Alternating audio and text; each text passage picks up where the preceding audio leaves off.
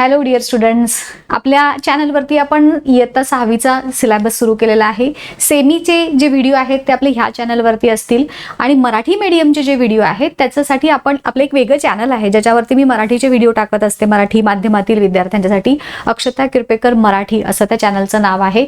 So तिथं तुम्हाला हेच जे कंटेंट आहे तो मराठीमधून सुद्धा मिळेल. सो ज्यांना मराठीमधून हा 6वीचा धडा शिकायचा आहे त्यांनी अक्षता किरपेकर मराठी या चॅनलला व्हिजिट करा. ज्यांना सेमीमधून हा चॅप्टर आणि इंग्लिश मीडियममधून शिकायचा आहे त्यांनी या चॅनलवरचे कंटेंट आहे ते बघू शकता. सो आज आपण जो पार्ट डिस्कस करणार आहोत तो खूप इझी, एक इंटरेस्टिंग अशी कन्सेप्ट मी तुम्हाला सांगणार आहे. काही क्वेश्चन्स आहेत त्या ॲक्टिव्हिटीज आधी आपण करूयात आणि मग त्याच्यावरून पुढे आपण जाऊयात आजच्या आपल्या कन्सेप्टकडे. सो तुमच्या टेक्स्टबुकमध्ये बाळांनो काही क्वेश्चन्स दिलेले आहेत. जसं की हे दिसतंय, देअर इज काय होईल, व्हॉट विल हॅपन, असे ते क्वेश्चन्स आहेत. की एक लार्ज ट्री आहे आणि त्या झाडावरती मधमाशांचं पोळं आहे. There is a bee hive आणि काही मुलं तिथं आहेत आली तशी आणि ते मधमाशांचं पोळं जे दिसतंय त्याच्यावरती तरी दगड मारला. तुम्हीच अशा पद्धतीचे तुमच्यापैकी सुद्धा कोणी काहीतरी उद्योग केलेले असतील मे बी. आता खरं तर हे उद्योग करणारी मुलं गावाकडे जास्त मिळतात. शहरामधली मुलं बिचारी घरातून शाळा आणि शाळेतून घर आणि हे क्लास ते क्लास, ही ॲक्टिव्हिटी ती ॲक्टिव्हिटी करण्यातच अर्धमेली होऊन जातात. ही जी काही छोटी छोटी मजा आहे ही गावाकडच्या मुलांनी जास्त अनुभवली असेल शहरातल्या मुलांच्या पेक्षा. सो असं जर आगाऊपणा जर तुम्ही कुणी केलात, काय होणार रे, काय होईल या केसमध्ये? ऑब्व्हियसली ह्या ज्या मधमाशा आहेत त्या मधमाशा त्या पोळ्यातून बाहेर येतील, बरोबर. आणि इथं कशी तिने असं एकदम लुक दिलेला आहे, एकदम असा जेलस लुक, असं रागीट लुक दिलेला आहे. तसा तो रागीट लुक देऊन त्या मधमाशा येतील, चिडतील आणि त्या ज्या मधमाशा आहेत ते त्या मुलांच्या वरती अटॅक करू शकतात. सो ह्याचं उत्तर जर तुम्हाला द्यायचं झालं की there is a large tree आणि तुम्ही काय कराल ह्या मधमाशा जेव्हा येतील तेव्हा तुम्ही असं सांगू शकाल की हा, मुलांनी काय केलंय, फायर केली, फायर तिथं पेटवले, दगड टाकला काय आणि फायर पेटवली काय, दोन्हीचं परिणाम हा सेमच होणार आहे. सो जर मुलांनी तिथे फायर पेटवली, आग लावली, तर काय होईल, एक मिनिट आपण कलर बदलूयात थोडासा हिरव्या बॅकग्राऊंड वरती.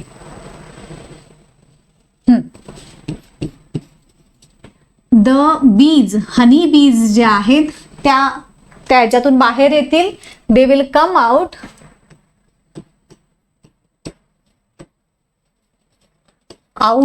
Of the hive. माझं अक्षर जर असं ह्याच्यावर चांगले येत नाही रे पोरांनो. दे will come out of the hive असं सांगाल तुम्ही. And they may sting the boys. ते त्या मुलांना चावू शकतात, होय की नाही, त्यांचा चावा घेऊ शकतात. अशी गोष्ट या केसमध्ये होऊ शकते. आता दुसरी कंडिशन, दुसरं एक त्यांनी पॉसिबिलिटी विचारली. आता ह्या सगळ्या गोष्टी आपण का डिस्कस करतोय, तर ह्याच्यातून आपण एक खूप इंटरेस्टिंग अशी एक कन्सेप्ट शिकणार आहोत जी तुमचा पुढच्या म्हणजे 9वी 10वी वगैरेला जेव्हा तुम्ही जाल त्या एज्युकेशनचा बेस असणार आहे. ही जी कन्सेप्ट आज आपण डिस्कस करणार आहोत ती, त्यामुळे नीट समजून घ्या मी काय सांगते ते. आता इथं काय दिलंय, a hen and her chicks are playing. आणि तिथे गेल्यानंतर त्या जे खेळत असताना प्लेइंग दिलंय का रे काय, हा, picking grains and a cat or a snake approaches them.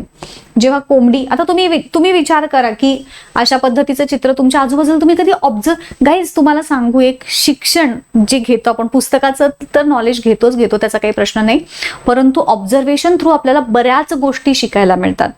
आणि तुमचं नवीन सिलेबस डिझाईन करण्यामागचं रिझन हेच आहे की तुम्ही आजूबाजूच्या परिसराबद्दल अलर्ट राहून त्याच्यातून काय शिकता येतं हे बघितलं पाहिजे. इथे ह्या कोंबड्या असं छानपैकी चित्र दिसतंय तुम्हाला. मला जे चांगली चांगली चित्र सापडली, म्हटलं चला थोडंसं मुलांना पण बघायला छान वाटेल. सो हे काय झालंय, एक मांजर आलंय किंवा साप आलाय आणि ह्या कोंबड्या असे इथंच खेळत आहेत. ते कोंबडीचे पिल्लं तिथं आजूबाजूला आहेत वगैरे. छान आहे ना कोंबडी, तिचं क्लिप वगैरे घातली आहे त्या कोंबडीला मस्तपैकी. सो असं जर झालं की मांजर आलं, किंवा तुम्ही कधी ऑब्झर्व केलंय, तुम्ही पक्ष्यांना पण ऑब्झर्व करा.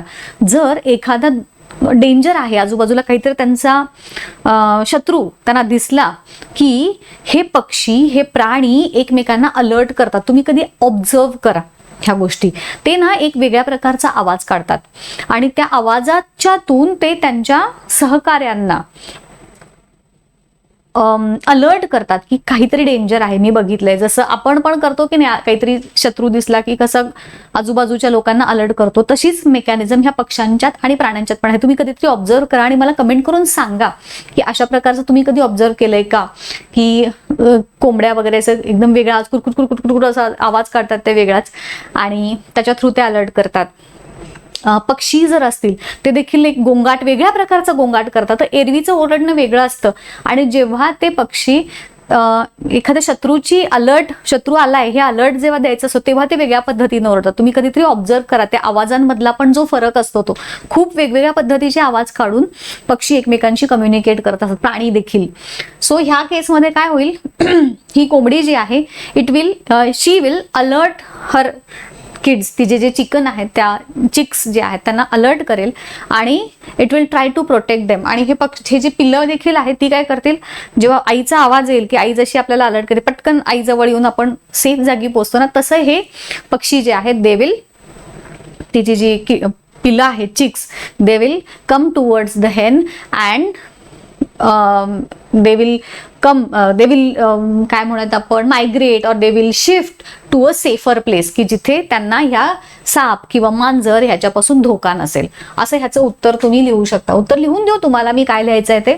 असं आयडियली तुम्हाला लिहायला वगैरे कधी विचारत नाहीत ह्याच्यात, बट येस मी तुम्हाला सांगून ठेवते ह्याचं उत्तर जर तुम्हाला लिहायचं झालं तर तुम्ही कसं लिहाल, की द हेन विल काय म्हणूयात, अलर्ट द चिक्स असं म्हणता येईल आपल्याला. Yes, alert the chicks and move them to a safer place. सगळे मिळून एका सेफ प्लेस वरती जातील असं काहीसं होईल. आता अजून एक कंडिशन त्यांनी विचारली आहे, काय आहे की water is poured on one side of a mound or of a dry soil, a live earthworm is then placed on the dry soil near the moist edge of the moon. म्हणजे कोरडी हे आहे आणि एक earthworm आहे. तुम्हाला माहिती आहे अर्थवर्म हे मॉइश्चर लवर आहे, सो जिथे मॉइश्चर आहे अशा ठिकाणी ते जातील. मग हे असं इथं कोरडं आहे आणि इथं जर अर्थवर्म्स असतील तर जिथं पाणी आहे की नाही त्या भागी ते मायग्रेट करणार, ते तिथे मूव्ह होणार. सो इथं आपण काय म्हणूयात, the earthworm will move towards the moist soil, असं ह्याचं उत्तर तुम्हाला सांगता येईल. मी तोंडी सांगते आता प्रत्येक लिहिणे, कारण उगाच वेळ वाढत जातो. तोंडी सांगते फक्त, the earthworm will move towards the moist soil. का लिहूच रे, छोटी छोटी मुलं आहात ना तुम्ही, सो तुम्हाला सगळ्याचे spellings. The earthworm will move towards the moist soil, जिथे पाणी आहे कोरड्या जागेतून मॉइस्ट सॉइल मध्ये ते earthworm मूव्ह होईल. त्यानंतर अजून एक काय दिलंय, many pigeons have gathered on the ground near the building and on wires. सगळे पिजन्स असे, कबूतर अशी बसलीत आणि suddenly there is a loud noise of fire crackers, अशा फटाक्यांचा आवाज आला. ऑब्व्हियसली सगळेच घाबरतात, तसे हे पक्षी देखील घाबरतील आणि काय होईल, they will fly away. So तुम्ही ह्याचं उत्तर सांगू शकता, the pigeons will fly away, हे याचं उत्तर सांगाल. बरोबर. आता नेक्स्ट आहे, a small baby in a cradle. Cradle म्हणजे पाळणा ज्याला म्हणतात. क्रॅडलचा अर्थ आहे पाळणा. Feels hungry or its clothes get wet. लहान बाळं कधी बघितली, जेव्हा भूक लागते काय करतात बाळं, जोर जोराने टॅहा टॅहा टॅहा सुरू करतात, हो की नाही. किंवा त्याला शी झाली आणि ते कपडे जर त्याचे ओले लागू लागले तर तेव्हा सुद्धा ते रडतात. मग आई येते, काय झालं रडायला, मग आधी आपण शी केली का हे चेक करतो. मग जर शी केली असेल तर मग आपण त्याचं डायपर वगैरे बदलतो, लंगोट बदलतो. नसेल तर मग बघायचं मग बहुतेक भूक लागली असं. सो याही केसमध्ये काय होणार, द बेबी विल क्राय असं साधं उत्तर तुम्ही लिहू शकता ह्याच्यात. त्यानंतर बघा मस्त आहे ह्याच्यात, लोटस बर्ड्स वर closed during the night and after the sunrise sunlight fail upon those birds. रात्रीच्या वेळेस कमळाच्या कळ्या या मिटलेल्या आहेत आणि जसा प्रकाश पडला, सूर्यप्रकाश जेव्हा त्याच्यावरती पडतो तेव्हा त्या ओपन होतात, त्या ते जे कमळ जे आहे ते फुलणार, ओपन होणार की नाही. मग आता ह्याचं उत्तर तुम्ही काय सांगणार, as the sunlight falls on the lotus birds they will open up असं सांगूयात. आफ्टर सनराईज सनलाईट जेव्हा त्याच्यावरती फॉल होतो, the birds will open into flowers. त्यांचं फुलांमध्ये रूपांतर होईल, कळ्यांचं फुलांमध्ये रूपांतर होईल. ठीक आहे. त्यानंतर अजून एक चित्र दिलंय तुम्हाला, काय दिलेलं आहे, थांबा, हे लाईट ना रिफ्लेक्ट होते त्यामुळे मला सारखं इकडून तिकडे जावं लागतं. The sunset many birds return to the nest they slept quietly on the trees throughout the night. Sunset झाला, सूर्यास्त झाला, मग पक्षी आपापल्या घरट्यांच्या मध्ये परत आले. पुढं काय दिलंय, they slept quietly on the trees throughout the night. छानपैकी शांततेत. तुम्हाला बघितलंय तुम्ही झोपायच्या आधी सुद्धा त्या झाडावर, स्पेशली साळुंख्यांसारखे किंवा कावळे, चिमण्या ज्या झाडावर झोपतात रात्री, तर तिथे एवढा चिवचिवाट करतात जोरजोरात. तुम्ही बघितलंय कधी असं एखादं मोठं वडाचं, पिंपळाचं वगैरे झाड असेल आणि त्याच्यावरती जर ते रात्री झोपायला येत असतील पक्षी, तर झोपण्याच्या आधी नुसता किलबिलाट असतो सगळ्यांचा. आणि मग जसं अंधार पडायला लागला की मग ते हळूहळू शांत होतात, झोपी जातात बिचारे. It is now dawn and reddish glow is visible near the eastern horizon. Dawn म्हणजे पहाटेची वेळ आहे आणि लालसर असा ग्लो म्हणजे सूर्यप्रकाश हळूहळू काय झालाय, विजिबल नियर द ईस्टर्न होरिझॉन. होरिझॉन किंवा होरायझन अशा त्याचा उच्चार तुम्ही करू शकता. होरिझॉन, होरायझन म्हणतात मोस्टली. सो होरायझन म्हणजे क्षितिज, ज्याला मराठीमध्ये आपण क्षितिज म्हणतो. क्षितिज म्हणजे काय, तर जिथे जमीन आणि आकाश लांबवर आपण बघितल्यानंतर जिथं आकाशाला जमीन टेकल्यासारखं दिसतंय तो भाग, त्याला आपण क्षितिज म्हणतो. ऍक्च्युली जितकं तुम्ही जवळ जाल तितकं ते क्षितिज लांब लांब जातं, कारण ऍक्च्युली असं कधी होत नाही की आकाशाला जमीन टेकली आहे की नाही. सो होरायझन म्हणजे क्षितिज. सो जेव्हा क्षितिजावरती सूर्यप्रकाश हळूहळू सूर्य येतो तेव्हा ते पक्षी घरट्यातनं पुन्हा काय होतात, दे एकदा झोपेतनं जागं होतात म्हणू आपण फार तर, अँड दे फ्लाय ऑफ. बरोबर. आता ही सगळी जी एक्झाम्पल्स आपण बघितली, पहिल्या एक्झाम्पल मध्ये आपण मधमाशा बघितल्या, नंतर कोंबडीचं एक्झाम्पल बघितलं, त्यानंतर आपण अर्थवर्मचं एक्झाम्पल बघितलं, मग कबुतरांचं. आता ह्या सगळ्यात एक साम्य जर शोधा असं मी तुम्हाला सांगितलं तर तुम्ही काय शोधाल, विचार करा. विचार करा की ह्या सगळ्या ऍक्टिव्हिटीज मधून आपल्याला एक साम्य शोधायचं आहे. प्रत्येक ऍक्टिव्हिटीतून एक साम्य जर शोधलं तर काय असेल बघा, मी काय सांगते. प्रत्येक ह्या प्रक्रियेमध्ये, ह्या प्रोसेसमध्ये ह्या प्राण्यांनी किंवा पक्ष्यांनी किंवा जे अर्थवर्म सारख्या किड्यांनी, इन्सेक्ट्स म्हणू आपण, कुठल्या ना कुठल्या तरी प्रोसेस किंवा ऍक्टिव्हिटीला कोणत्या ना कोणत्या स्वरूपात रिस्पॉन्स दिला. प्रतिक्रियाच होती ना. काय होतं, मधमाशांनी डंख मारला त्या मुलांना, किंवा कोंबड्यांनी त्या आपल्या पिलांना, त्या कोंबडीनं काय केलं, आवाज करून अलर्ट केलं, किंवा अर्थवर्म जो आहे तो मॉइस्ट जागी गेला. हे काय झालंय, त्यांनी काय केले, मॉइश्चर आलं तिथं तो अर्थवर्म गेला. आता ह्या प्रत्येक ऍक्टिव्हिटीकडे आपण आता पुन्हा वेगळ्या दृष्टिकोनातून बघूयात. पहिल्या ऍक्टिव्हिटीमध्ये मुलांनी आग पेटवणं, याला मधमाशांनी डंख मारून म्हणजे त्यातून बाहेर येऊन त्या मुलांना डंख मारणं हा त्याला दिलेला रिस्पॉन्स होता. बरोबर. आता मी ह्याच्यातून तुम्हाला दोन गोष्टी सांगणार आहे. ह्याच्यामध्ये आपण दोन कन्सेप्ट शिकणार आहोत. आता बघा, प्रत्येक ऍक्टिव्हिटीमध्ये मी तुम्हाला ह्या कन्सेप्ट सांगते कोरिलेट देऊन. एक आहे स्टिम्युलस आणि दुसरी कन्सेप्ट आहे रिस्पॉन्स. आता स्टिम्युलस म्हणजे उद्दीपन, ज्याला मराठीत म्हणतो आपण. आणि रिस्पॉन्स म्हणजे त्याला दिलेला प्रतिसाद. सो ह्याचा अर्थ लिहून घेऊ शकता तुम्ही फार तर. स्टिम्युलस म्हणजे उद्दीपन आणि रिस्पॉन्स म्हणजे त्या उद्दीपनाला दिलेला प्रतिसाद. आता ह्या ऍक्टिव्हिटीमध्ये मुलांनी आग लावली, हे स्टिम्युलस झालं बरोबर. आणि मग त्याला प्रतिसाद ह्या मधमाशांनी काय दिला की त्या मुलांना त्यांनी स्टिंग केलं, त्यांनी चावलं. सो फायर अंडर ट्री ही या ऍक्टिव्हिटी मधला स्टिम्युलस झाला आणि त्याला दिलेला प्रतिसाद म्हणून काय, मधमाशा बीज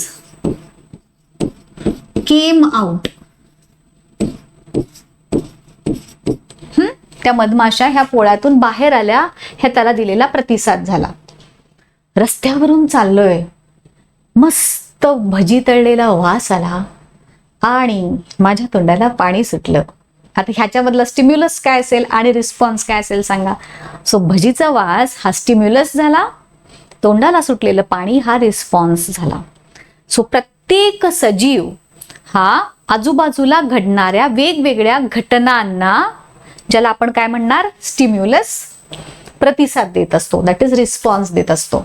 हे ह्या ऍक्टिव्हिटी आजच्या ज्या आपलं डिस्कशन आहे त्याचं हे सार आहे. मग आता ह्याच्यात दुसरी ऍक्टिव्हिटी जर बघा, चला दुसऱ्या ऍक्टिव्हिटी मधला स्टिम्युलस काय आहे.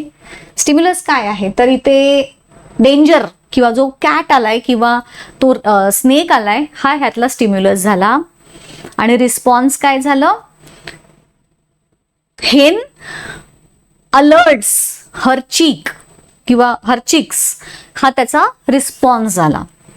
या दुसऱ्या ऍक्टिव्हिटी मधला स्टिम्युलस काय झाला, अरायवल ऑफ कोण आहे, कॅट ऑर स्नेक, हे स्टिम्युलस झालं. आणि त्याचा दिलेला रिस्पॉन्स काय झाला की हेन अलर्ट्स हर चीक्स, हा त्याचा रिस्पॉन्स झाला.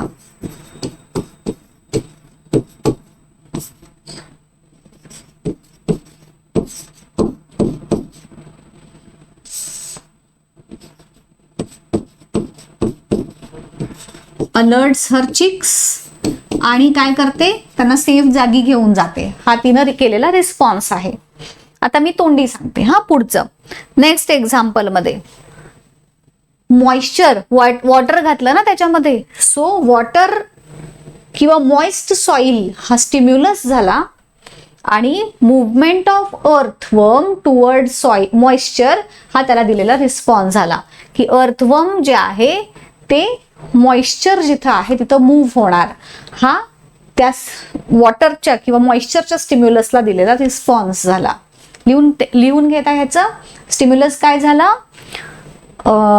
मॉइश्चर किंवा मॉइस्ट सॉइल हा स्टिम्युलस. आणि रिस्पॉन्स मध्ये काय लिहिणार की movement of earthworm to the moist soil. Next example मध्ये स्टिम्युलस काय झाला, नॉईज ऑफ फायर क्रॅकर्स हा स्टिम्युलस झाला. आणि मग त्याला रिस्पॉन्स म्हणून हे पक्षी उडून जाणार आहेत, द पिजन्स फ्लाय अवे असं म्हणू आपण, द पिजन्स फ्लाय अवे हा त्याला दिलेला रिस्पॉन्स झाला. Noise of fire cracker stimulus झाला, पिजन्स फ्लाय अवे होतात हा त्याचा दिलेला रिस्पॉन्स झाला.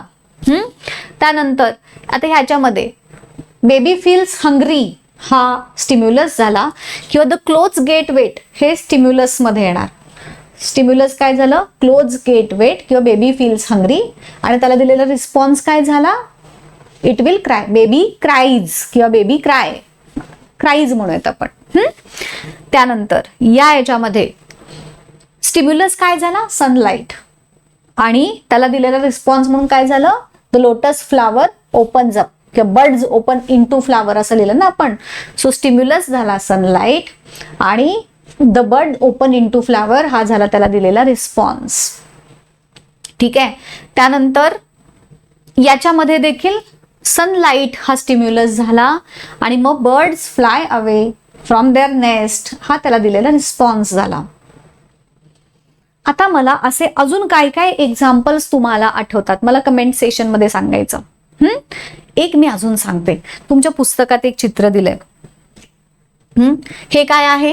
हे झाड माहितीये तुम्हाला? ह्याचं नाव तुम्हाला मला सांगायचं कमेंट करून. हे जे झाड आहे ज्याला हात लावल्यानंतर असं ते पानं मिटतं, त्या झाडाला काय म्हणतात मला कमेंट करून सांगा. तुम्हाला कुणाला माहिती आहे बघूयात. त्यानंतर हा देखील एक प्रकारचा, म्हणजेच त्याला स्पर्श, टच हा स्टिम्युलस झाला आणि त्या झाडानं पानं मिटणं हा त्याला दिलेला रिस्पॉन्स झाला. त्यानंतर हे झाडांच्या वेली आहेत बघा, वेलींना असे छोटे छोटे जे दिसत आहेत की नाही, ह्याला ना एक शब्द आहे, याला म्हणतात टेंड्रिल्स. टेंड्रिल्स म्हणजे हे जे वेलींच्या भोवतीनं गुंडाळलेले जे दिसतात ना नाजूक असे, हे त्याला म्हणतात टेंड्रिल्स. सो जिथं कुठं आधार दिसेल त्या आधाराला हे टेंड्रिल्स चिकटतात. सो सपोर्ट हा स्टिम्युलस झाला आणि टेंड्रिल्स त्याला त्याच्या भोवती वाइंड होतात, हा त्याला दिलेला रिस्पॉन्स झाला. तसंच या चित्रामध्ये काय आहे, सूर्यप्रकाश डोळ्यावर पडला, आपण पण असंच करतो ना, एकदम लाईट आला डोळ्यावरती. सो अगेन लाईट हा स्टिम्युलस झाला आणि प्लेसिंग हँड ओव्हर आईज हा त्याला दिलेला रिस्पॉन्स झाला. आता असे प्रत्येकानं तुम्हाला जे जे आठवतील ते एक स्टिम्युलस आणि त्याला दिलेला रिस्पॉन्स मला कमेंट करून सांगाल नक्की. आता तुमच्या ह्या पुस्तकामधल्या ह्या पॅरेग्राफमध्ये ह्याच्याबद्दलच माहिती दिलेली आहे. काय काय दिलेलं आहे की how different animals behave in various situations. Tiny insects सुद्धा नाही का, तुम्ही कुठेतरी त्याला हे झालं की ते लगेच तुम्हाला दंश करतात. म्हणजे मुंगी सुद्धा तुम्हाला दंश करणं हा तिने दिलेला रिस्पॉन्स आहे. जर तिला वाटलं की इथं काहीतरी डेंजर आहे तर ती तुम्हाला दंश करणार, बरोबर.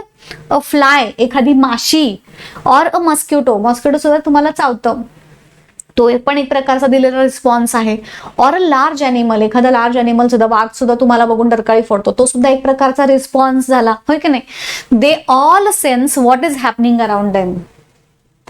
जर तुम्ही वाघाच्या भोवती, म्हणजे तुमच्या डोळ्यात जर त्याला भीती नाही दिसली तर तेही आरामात जातं बघा बरेचदा, पण तुम्ही घाबरलं दिसलं की मग ते तुम्हाला घाबरवायला येतं असं. सो ते प्रत्येकाला कळत असतं आपल्या आजूबाजूला काय चाललेलं आहे. Earthworms move away from sunlight. तुम्ही कधी बघितले? कधीतरी जेव्हा आता पाऊस आहे, पावसाळा संपला, जेव्हा सूर्यप्रकाश पडेल, कधीतरी एखाद्या अर्थवर्मला सूर्यप्रकाशात ठेवायला बघा, तो डेस्परेटली ट्राय करणार जिथे मॉइश्चर आहे त्या भागी जाण्यासाठी. So earthworm always it moves away from sunlight. हा सुद्धा एक प्रकारचा स्टिम्युलसला दिलेला रिस्पॉन्स झाला. लाईट आहे तर त्याला लाईट नको आहे, मग it will try to move away from the light. त्यानंतर animals change their behaviour when they sense danger. The ability of living being to sense is surrounding त्याला म्हणतात स्टिम्युलस. तर ही आपली आजची डेफिनेशन झाली. स्टिम्युलस काय आहे? द ॲबिलिटी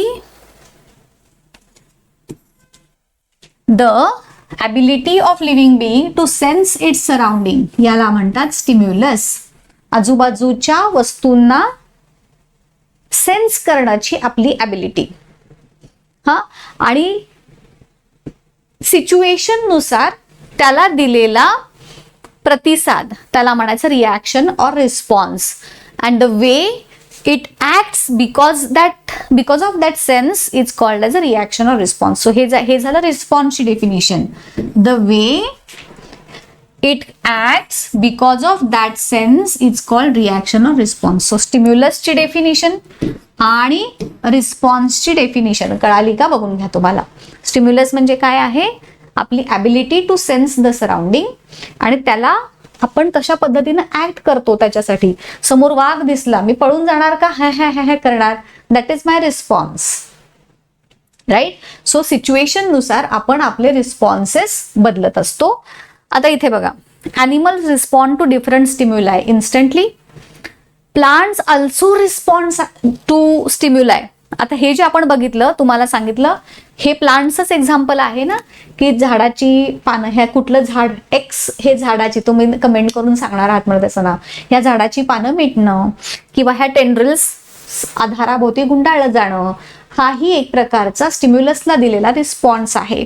किंवा जसं सूर्यप्रकाशाच्या कडेनं झाडांची वाढ होणं, नाही का, तुम्ही जेव्हा एखादा प्रयोग केला असेल बघा, की जेव्हा आपण एखाद्या अशा जागी ठेवतो जिथे सूर्यप्रकाश भरपूर असेल तर त्या बाजूलाच त्या झाडाची ग्रोथ जास्त होते. सो सनलाईटच्या दिशेनं झाडाची होणारी वाढ किंवा पाण्याच्या दिशेने मुळांची होणारी वाढ हे देखील वेगवेगळे स्टिम्युलस आणि त्याच्या दृष्टीने दिलेले रिस्पॉन्सेस आहेत. डायरेक्शन ऑफ वॉटरकडे होणारी मुळांची वाढ, हे पण स्टिम्युलसला दिलेला रिस्पॉन्स आहे. Branches grow toward the sunlight, हा देखील स्टिम्युलसला दिलेला रिस्पॉन्स आहे. Also they sense changes in weather, temperature and injury. तुम्हाला माहिती आहे ना, वेगवेगळे पक्षी स्थलांतर करतात, तोही एक प्रकारे स्टिम्युलसला दिलेला रिस्पॉन्स आहे. टेम्परेचरला दिलेला रिस्पॉन्स, इंजुरी सुद्धा झालेली आहे ना, इंजुरीला ते चाटतात बघा बरेचसे प्राणी, तर ते चाटून त्यांची जखम बरी करतात.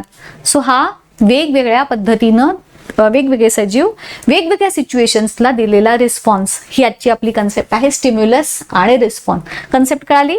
स्टिम्युलस कशाला म्हणायचं, रिस्पॉन्स कशाला म्हणायचं.